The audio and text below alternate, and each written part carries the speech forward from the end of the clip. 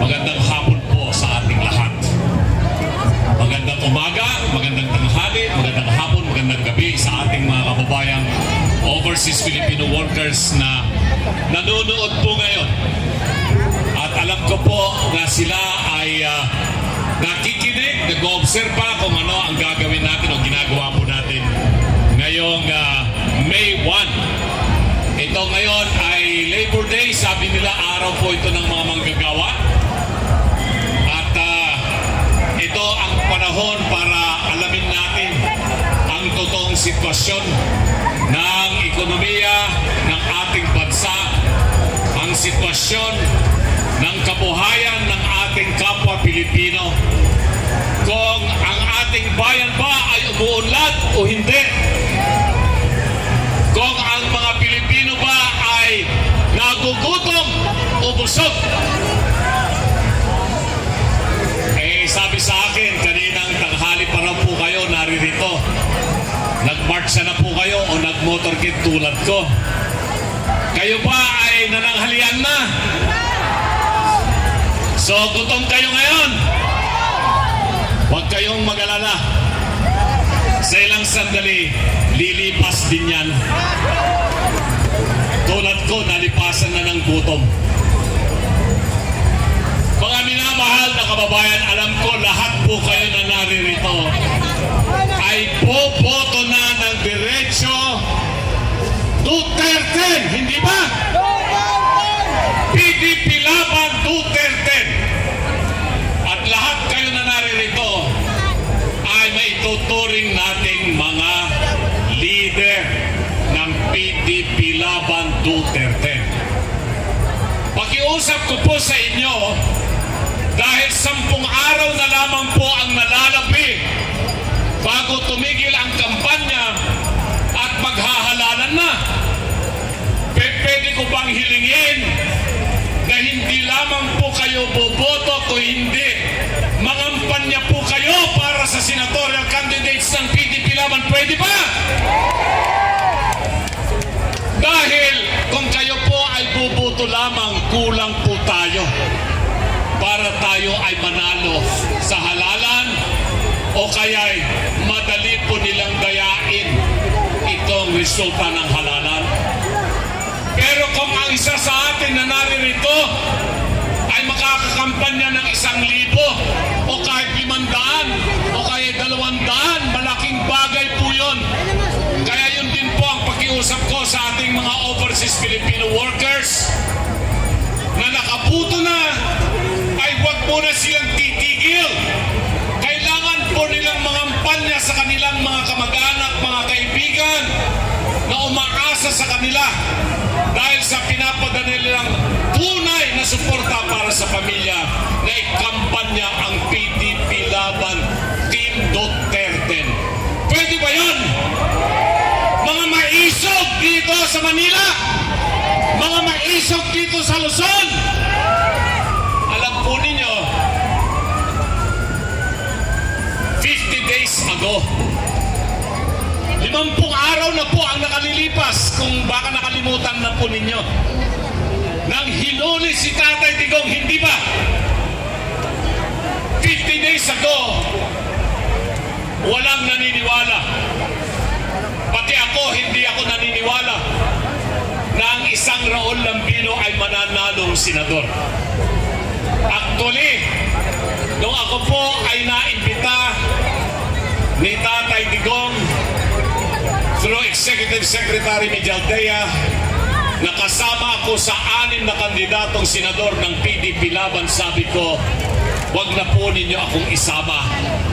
Dahil hindi naman po ako sikat, hindi ako artista, hindi ako entertainer, hindi rin po ako media, at hindi po ako kilala.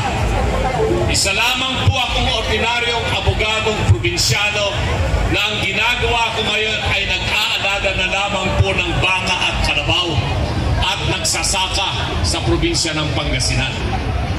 For more than 30 years, I was a professor of law.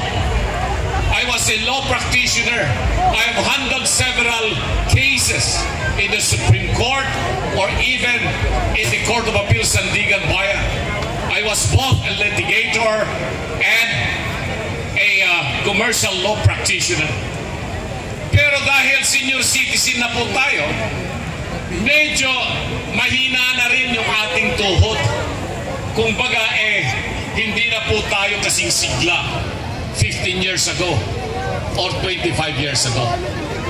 Kaya nung maging 65 years old po ako 2 years ago, hinay-hinay na rin po ang aking ginagawa. Ando doon na lamang po ako sa probinsya ng Pangasinan at isa na lamang po akong magsasaka. Paminsan-minsan nakukonsulta po ako tungkol sa batas. Pero hindi ko mahindihan si Tatay Digong at saka si Executive Secretary Miguel Dayan ang sabihin nila sa akin na kahit hindi ka artista, hindi ka entertainer, hindi ka media, manitala ka, mananalo ka sa halalan. Sabi ko, parang mission impossible po yan. Parang isang impossible dream. Dahil hindi ko pinangarap na papasok sa politika nitong mga panahon na ako po ay isang senior citizen na. Sabi sa akin,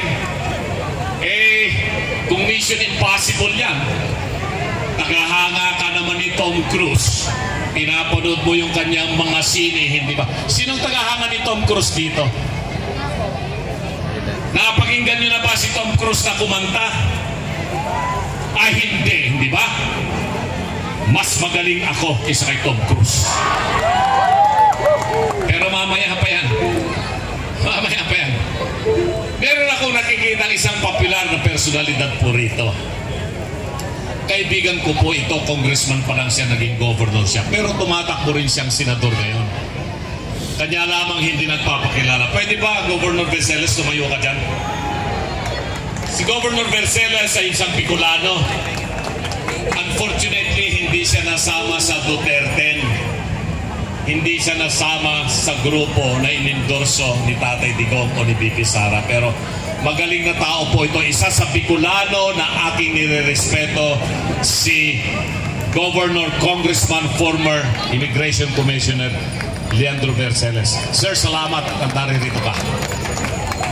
10 lang naman po, di ba? Yung kandidato natin sa Duterte, merong 4 dyan. Nas binanggit na yung mga pangalan, hindi ko na po babanggitin. Baka naman po maisipan po ninyo na isama ang isang Leandro Verceles sa Senado, okay lang po sa akin yan. Mga kababayan, mga issues na dapat po ninyong maintindihan sa halalan na ito. Ako hindi po ako magpropromisa kung ano ang gagawing mga batas. Basta alam ko kung paano gumawa ng batas. Naging legal technical assistant ako sa Kongreso ng Pilipinas na mahabang panahon. Naging chief of staff ako sa Senado. Naging consultant ako sa Commission on Appointment. So, pagbalangkas ng batas, pagkikipagdebate, kung ano man po yan, alam ng isang attorney Lambino ang gagawing mga batas. Ang masasabi ko lamang ay dapat mas kalidad na batas ang mga dapat gawin. At yung mga nandyan ng mga batas na hindi na po tumutugon sa mga pangangailangan ng bayan at ng mamamayang Pilipino, dapat silang baguhin, ripasuhin at pagtibayin upang magiging angkop sa kasalukuyang sitwasyon. Tulad lamang po ng Foreign Investment Act. Ayan, nung ako po ay nasa Kongreso ng Pilipinas bilang isang legal assistant, kasama po ako doon sa mga staff na gumawa po ng Foreign Investment Act. Ganyan din ang Foreign Service Act. Ganyan din yung AFP Modernization Act, Business Conversion Development Authority, Solid Waste Management Act, at iba't iba pa. Pero yung mga batas na yan ay mga 20 taon na, 30 taon na, matatanda na yung mga batas na yan at hindi na angkop sa sitwasyon ngayon dahil nga po sa mabilis na teknolohiya at siyentipiko na nangyayari sa buong mundo.